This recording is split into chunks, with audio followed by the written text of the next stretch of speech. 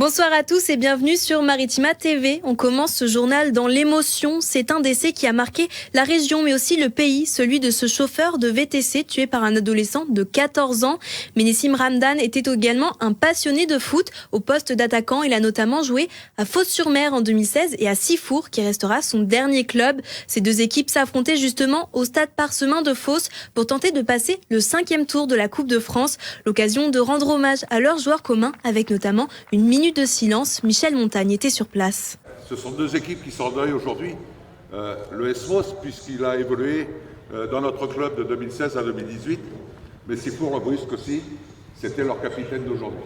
Et durant la minute de silence qui suit, John Di Maria, le capitaine de Nessim Ramdan à Fos, serre entre ses mains une photo encadrée de son ancien coéquipier.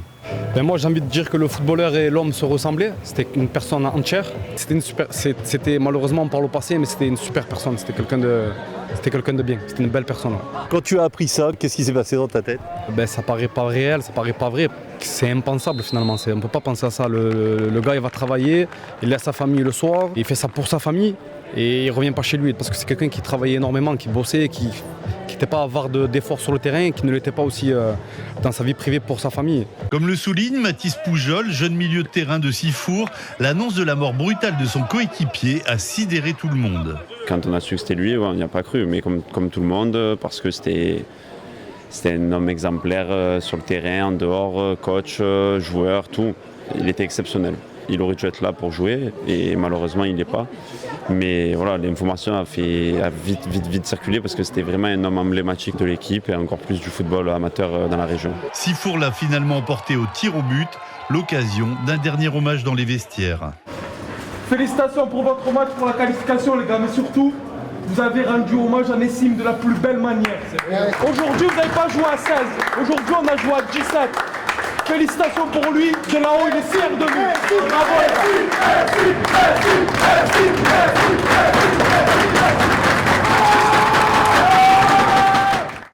On reste dans les hommages en France, une minute de silence dans les collèges et lycées. Dans la région également, les élèves se sont tus en mémoire de Samuel Paty et Dominique Bernard, deux enseignants assassinés lors d'attaques d'islamistes radicalisés en 2020 et en 2023. Au lycée Lursa à Martigues, 7 minutes de silence aura lieu demain dans la matinée. Du côté de l'étang de Berre, une opération nettoyage est en cours et jusqu'à fin novembre, l'association Wings of the Ocean organise une 4e édition pour lutter contre la pollution. Le but étant de collecter les déchets sauvages avant qu'ils ne s'échouent dans la Méditerranée, mais aussi de sensibiliser le public à la pollution en rencontrant les riverains et scolaires des communes alentours. Se faire plaisir tout en aidant les personnes handicapées, comme chaque année, elles sont de retour. Non, il ne s'agit pas des cigognes et des hirondelles, mais bien des brioches de la Chrysalide, une simple pâtisserie devenue une véritable institution. Elles permettent à l'association de financer structures et projets au bénéfice des personnes en situation de handicap. La vente se fait à l'entrée des principales grandes surfaces du territoire. Michel Montagne s'est lui rendu dans l'hypermarché Martégal.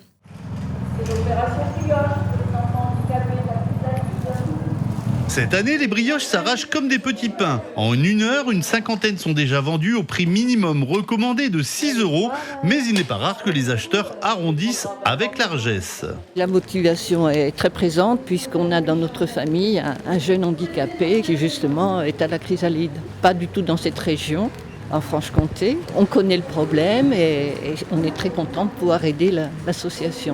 Donc il n'y a aucun problème, on achète en toute confiance la brioche et je le fais depuis des années. C'est une cause qui vous touche, le handicap? Bien sûr, j'ai un petit-fils qui a des problèmes, donc c'est vrai que chaque année je les achète.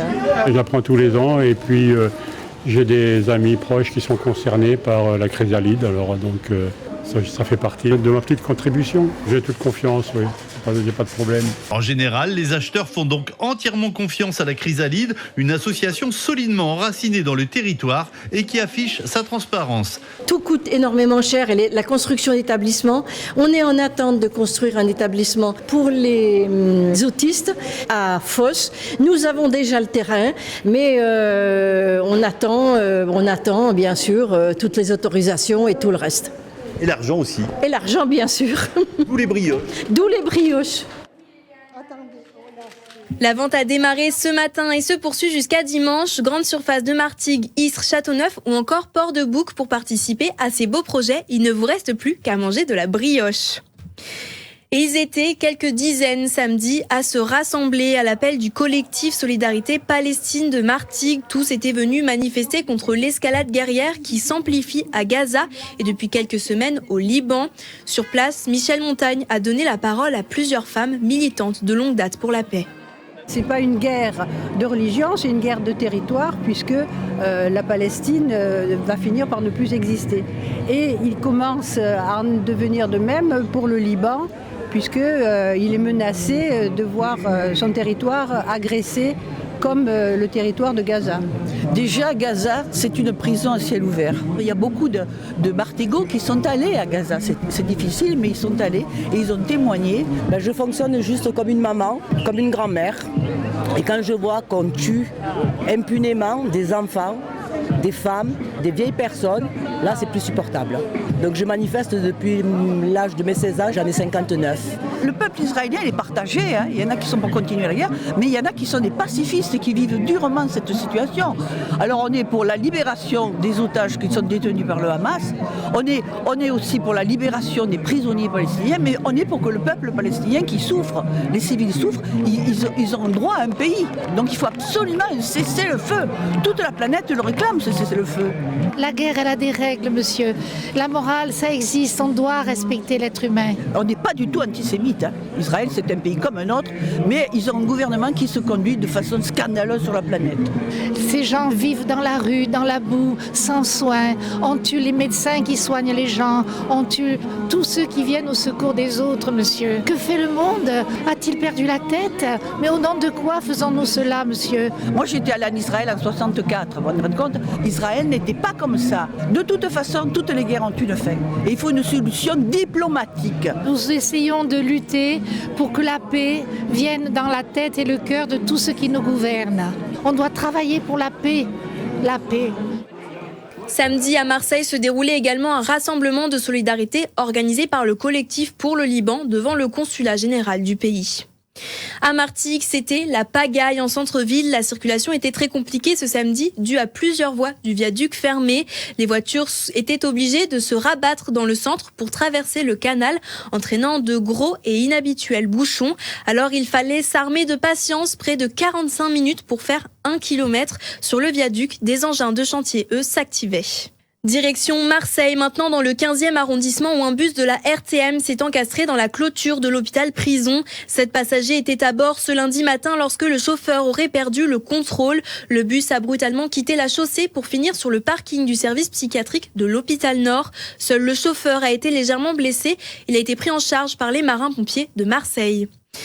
Et toujours à Marseille, Laure Agnès Karadec était l'invitée de Rue de la République ce dimanche. Présidente départementale des Républicains, mais aussi à la tête d'Euro-Méditerranée, elle s'est montrée très critique envers l'action de la ville de Marseille en matière de sécurité. Regardez la vidéosurveillance à Marseille, les atermoiements du maire de Marseille sur le déploiement du dispositif. Je suis désolée, c'est une priorité, c'est attendu. Aujourd'hui, moi, l'agence d'urbanisme vient de s'installer sur la Porte d'Aix. Quand je vois la Porte d'Aix, quand je vois les millions d'argent public qui ont été mis sur l'espace public pour requalifier, quand je vois cette montée de l'université qui fait le lien avec la gare Saint-Charles, qui est nettoyée tous les jours, parce que je réponds un peu aux propos du maire de Marseille de la semaine dernière, puisque je le constate, c'est propre tous les matins, 3 heures après, c'est pourri. C'est pourri parce qu'on a des migrants, parce qu'on a des points de crack, parce qu'on a des points de deal. Et justement, c'est à la mairie d'activer aussi la police municipale, d'activer la vidéosurveillance et de travailler en lien avec l'État. Et c'est pour ça que moi, je demande un copil au préfet, justement pour à la fois Capitaine Gèze, parce que ça, c'est un autre sujet, et j'y tiens également, et la Porte d'Aix. Laure Agnès Karadec était au micro de Didier Gesualdi et Léo Purguette. On ouvre la page sport avec potentiellement Pogba à l'OM, rumeur ou réalité. L'OM retrouve le championnat de Ligue 1 le week-end prochain avec un déplacement à Montpellier et le club olympien fait l'actualité suite à son intérêt pour Paul Pogba. Bonne chose ou pari risqué? En tout cas, le footballeur de 31 ans est en train de négocier une rupture de contrat avec la Juve, mais ne pouvant pas jouer en compétition officielle avant le mois de mars, ce serait plus pour la saison prochaine, surtout que l'OM est déjà pourvu au milieu de terrain avec Højbjerg, Rabiot, Kondogbia et Rongier. En tout cas, nous suivrons l'évolution de ce dossier. Toujours à Marseille, sur la glace, les Spartiates ont créé la sensation vendredi soir. Dans une patinoire en ébullition, les Marseillais ont fait tomber le leader Angers 3-1. Un exploit retentissant, surtout que les visiteurs n'avaient pas perdu depuis le début de saison. Une performance de haute volée qui a satisfait l'entraîneur Luc Tardieu. Il est au micro de Flavio Noriga. Très content du contenu, notamment la victoire est bien pour nous parce que tôt dans la saison on gagne contre une équipe du top 3 et ça va nous donner confiance pour la suite. Angers c'est vraiment une très très belle équipe, ils étaient invaincus jusqu'à présent mais on a fait ce qu'il fallait dans le contenu du match, l'agressivité qu'on a mis, on leur a pas laissé d'espace, pas de temps et on a été exactement dans le plan de match et les gars ont respecté à la lettre.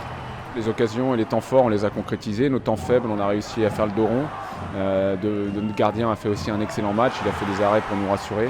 Donc c'est notre ADN, on veut être une équipe agressive défensivement, capable de jouer en contre et d'être efficace sur les contres qu'on a. Et ce soir, c'est ce qui s'est passé. Au niveau comptable, c'était correct, mais en termes de contenu, c'était très instable, c'était assez variable, pas assez constant. Donc je pense que ce match de soir va nous donner de la confiance, en tout cas je l'espère. Et on continue avec le sport de Martégo aux 20 km de Paris. La météo était fraîche ce dimanche matin lorsque les coureurs se sont lancés à l'assaut de 20 km à 2 pas de la Tour Eiffel. La Martégale Clémence Calvin termine 7e du classement féminin et 5e française dans un temps de 1 heure et presque 9 minutes. Et Samir Damani du Martix Sport Athlétisme termine lui 44e chez les hommes en un peu plus d'1 heure et 2 minutes. La comète Tsuchishan Atlas a traversé le ciel provençal après les aurores boréales la semaine dernière. Le ciel n'en finit pas de nous faire rêver. Au-dessus de l'étang de Berre, Loïc, un auditeur de Maritima, a même su capturer ce moment. Aussi appelée comète du siècle, elle était visible hier soir durant une 30aine de minutes. Jean-Pierre Foucault a fait ses premiers pas en tant qu'acteur et c'est sur la Côte Bleue qu'il s'est lancé. Le célèbre animateur et présentateur télé joue dans le téléfilm Meurtre sur la Côte Bleue. Il y interprète le rôle d'un architecte et c'était samedi soir diffusé sur France 3. Le téléfilm a même détrôné Star Academy avec plus de 4,6 millions de téléspectateurs pour observer notre belle région.